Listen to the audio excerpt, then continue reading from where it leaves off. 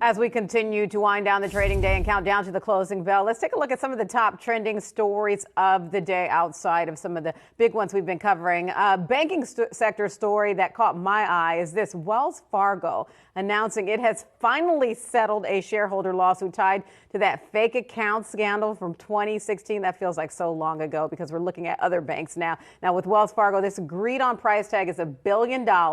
Shareholders accused the bank, you'll recall, of misleading investors about how quickly Wells Fargo worked to address those problems and risk management failures that led to that debacle. For anyone who does not remember, this was the scandal where it was discovered that the company employees there were opening up fake accounts, including debit and credit accounts and customer names to reach certain sales goals. And I don't know if you all remember that there was this 8 is great term about, the number of accounts they wanted to open up.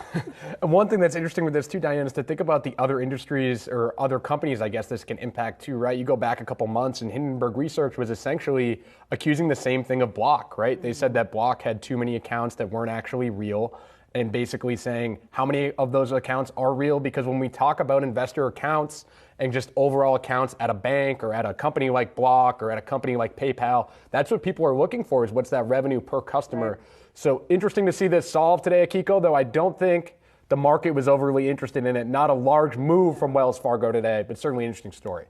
Yeah, Josh, I saw this story and you sort of go back to, okay, well, this is just the latest in a very long list of settlements Wells Fargo has had to move forward with in issues that date back all the way to 2002. Obviously, we don't want to conflate all of them, but even within the last 6 months, we're looking at a settlement of $3.7 billion paid out in December 2020, $3 billion settlement.